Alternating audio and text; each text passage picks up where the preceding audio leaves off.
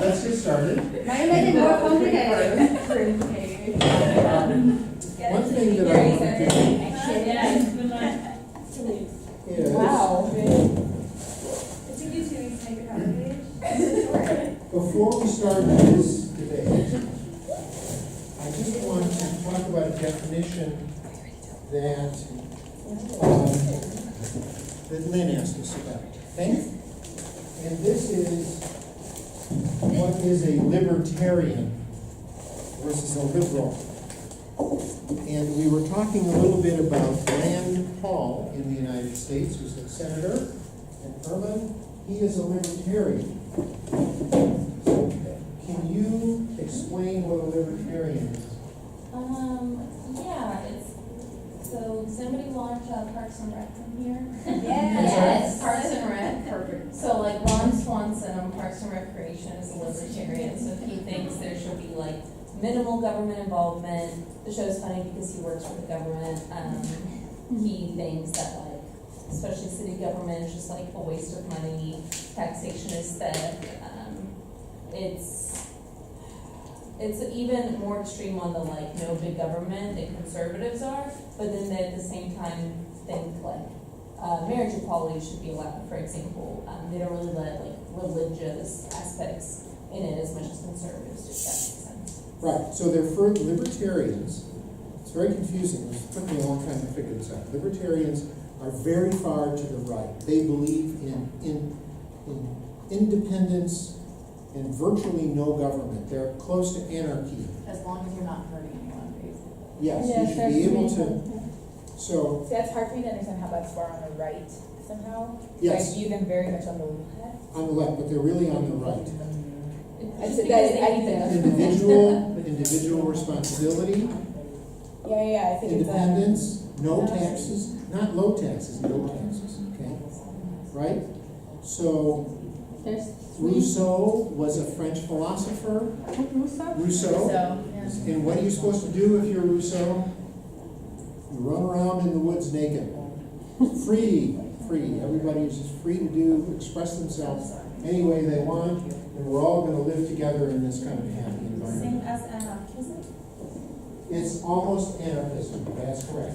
That's libertarians, so the libertarians are one step away from the anarchists, who believe in no government, nothing. Anarchism implies more violence. The libertarians, a guy like Rand Paul, he's a member of the government. He believes the government has some role. It's usually defense. It's defense and police, okay? Okay, Lynn, yeah. Yeah, we just learned in the human rights elective in fall about libertarian also. So they also said like there's like three rules, like when the government or when you can have laws. Like, and one is like what you just mentioned before is like if it threats other lives or if it threats the state in its whole. So that's why I think they can be for security because Yes. that is a threat from the whole Yes. country. Right, so you protect your borders, Right. okay? Right. So they're for like marriage equality, but they're also for everyone can have guns. So it's really Yeah, they're very much for everyone has Yeah. guns because Yes. everyone can defend themselves and You have to the right defend to- yourself because you don't Exactly. really want government to be interfering with your own personal defense. Okay, now, let's, yes, Just for clarification, it means that in the vegetarian, they don't want anything from the government, That's correct. whether education, whether security. They want some security from the government, but, a national, since you need an army, libertarians know they need an army.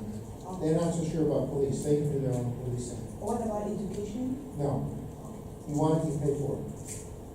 You don't want it, you don't pay for it. No public education. Why would you have public education? Okay, that's extreme, right?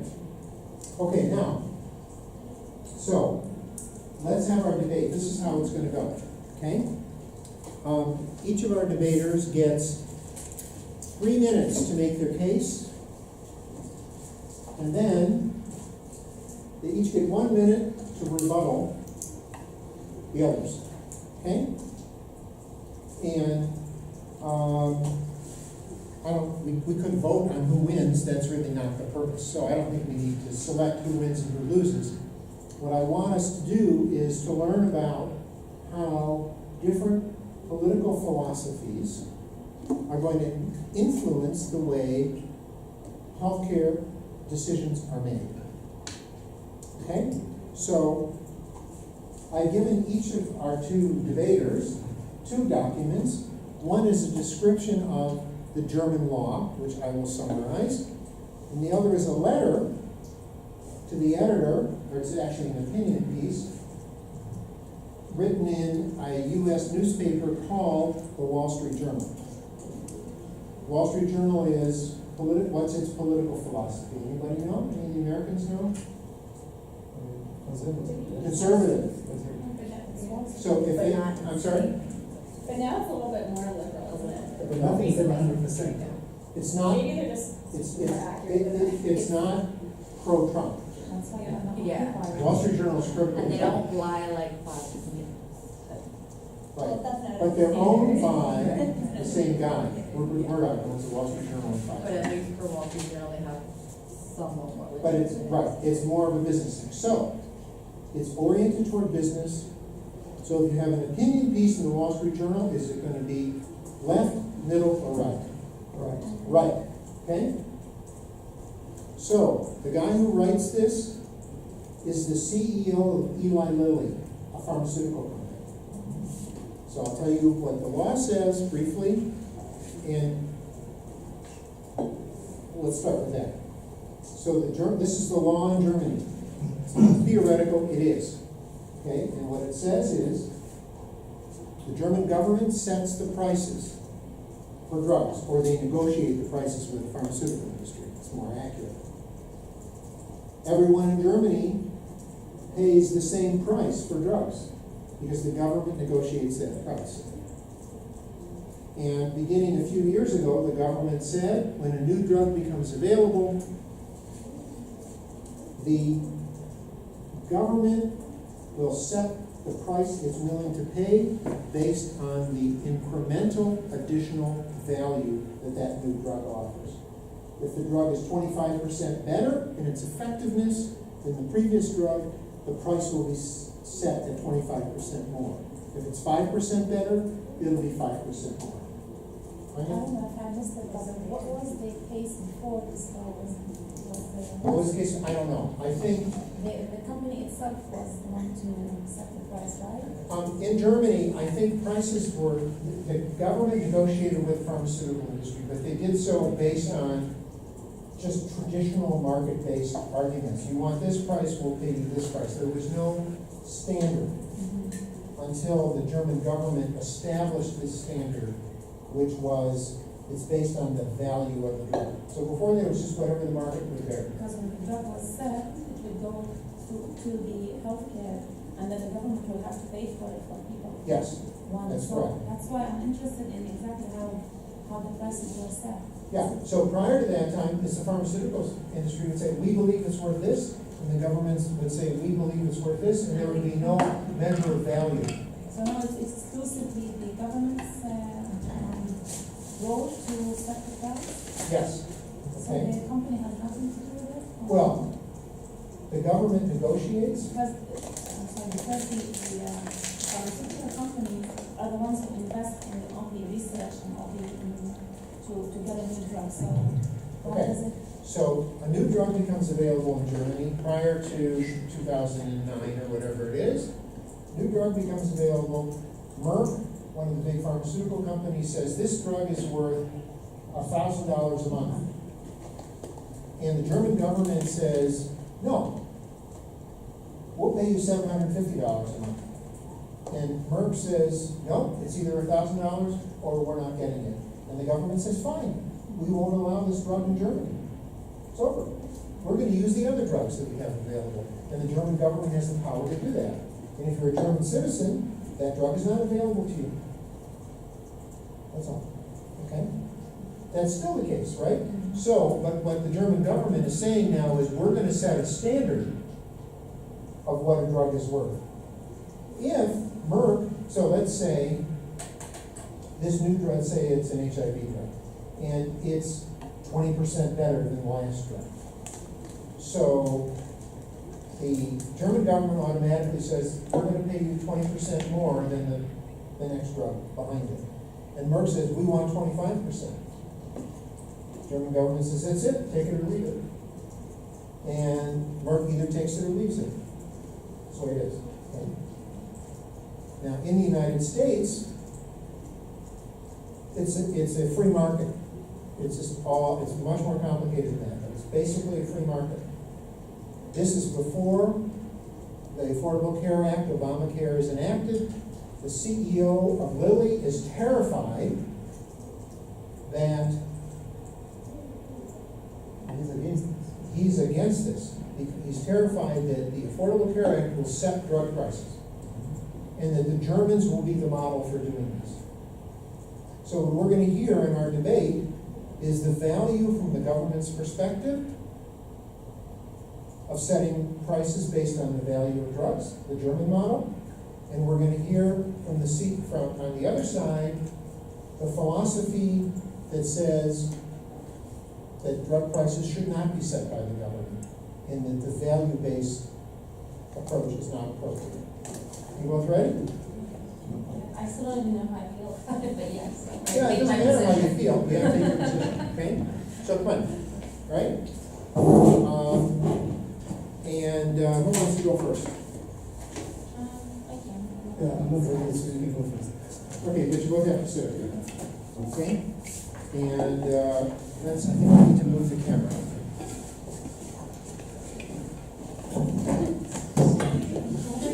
Just check all your plans and do this.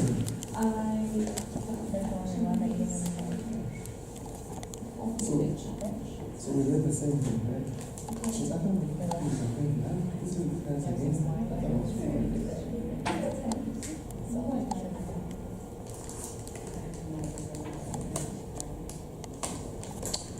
Okay, Irma, you ready?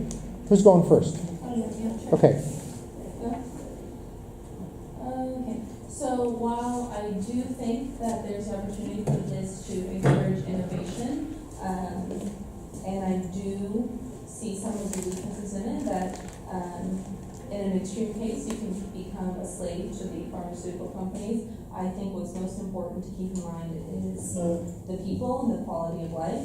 I do think it's inhumane to charge more for a drug, because that means it could be unaffordable to a lot of different people. I think medication and quality of life shouldn't really have a set price for how much better it gets. I think the government should work harder to negotiate the prices down with the pharmaceutical companies instead of giving them that availability to increase prices. And I think once that starts, once you begin to do the incremental increases, then what's the threshold? Like, when do you stop? When will they stop? And how do we really know the effectiveness of a drug?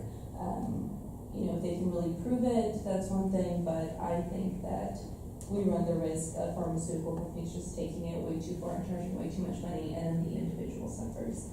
And I think that would truly limit their treatment and having everyone live the best life that they can live. Yeah. Okay.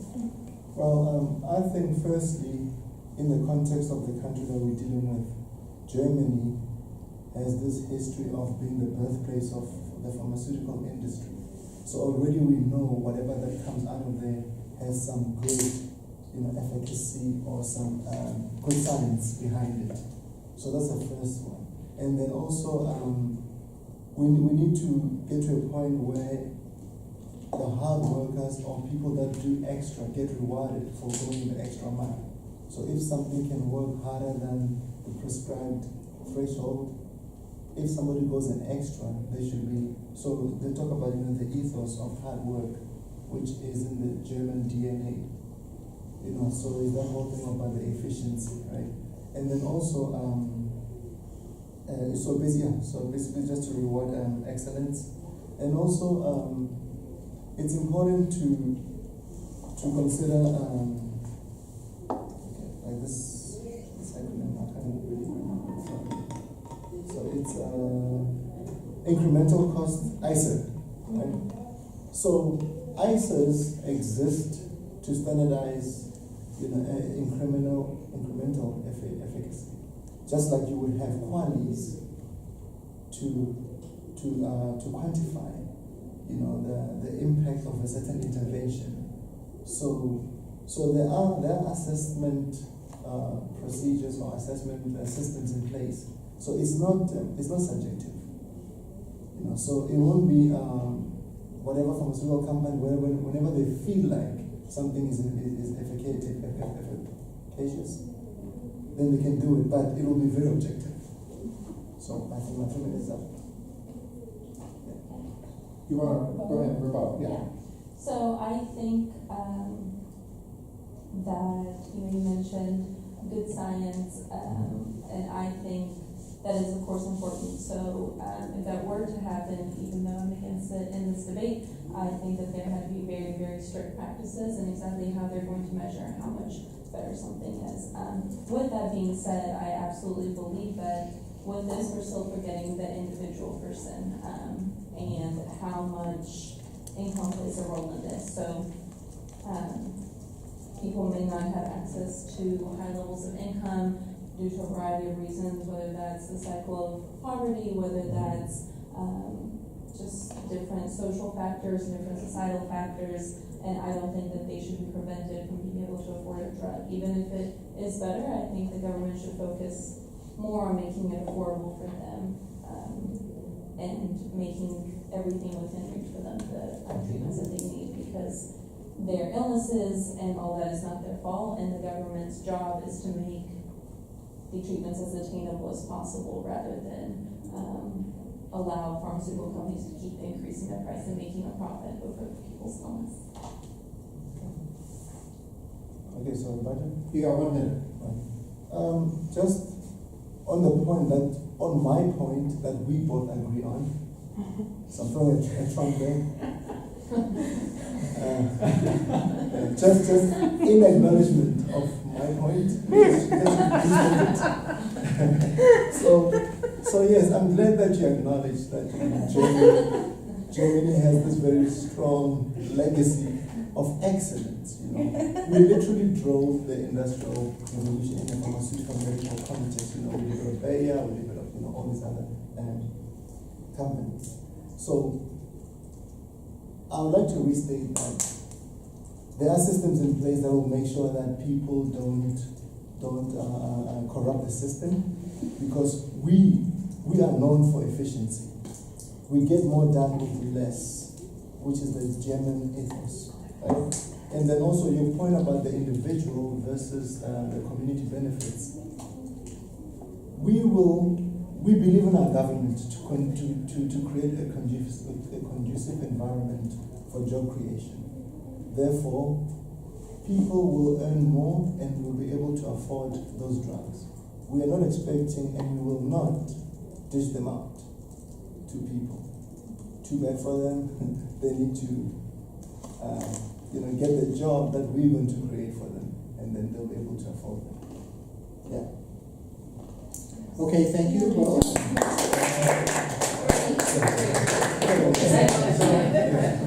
So let's just, we just got about 5 minutes and then we're going to be done 5 or 10. Ready? Just have a question. Yeah.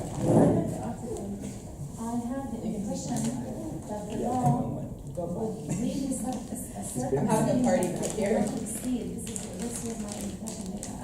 Obviously, I was wrong.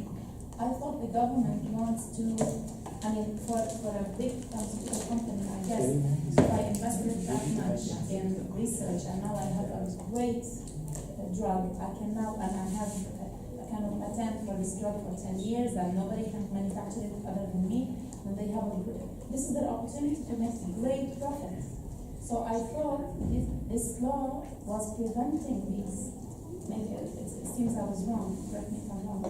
The government wants to set a ceiling for the increase in price in new drugs. Was that Yes, wrong? you're right. But I didn't understand Yeah, the so debate. it's kind of confusing with it. I'm kind of confused because she was talking about the fact that she's against, right? You are against the law. So she was talking about getting the prices too high for people to buy, and he was defending it, right? There's something that I didn't get. Okay. Let's develop this again, okay? Because what we're talking about is some economic principles and some policy principles. Why are we talking about this? Why did I pick this example? Because isn't ACA, like wasn't, some of the reform that was trying to be implemented with ACA was to do better comparative effectiveness research, and it's publicly funded in the US. Right. But Medicare and Medicaid has no control over, Okay, so one of the, I'm sorry. pharmaceutical, like how they're priced, so we're trying to balance that out, so pharmaceutical companies, they drive up prices so much. They're trying to exert a little Okay, bit. so one of the reasons we're talking about this case is because there is a continuous process of healthcare reform occurring everywhere in the world. From a health systems perspective, everyone is trying to make it better. And it's about value, it's about money, it's about quality, and this is the thing that's going on everywhere all the time. That's number one.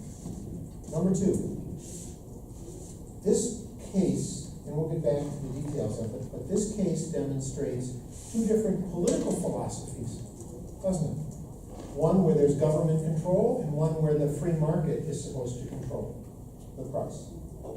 Okay?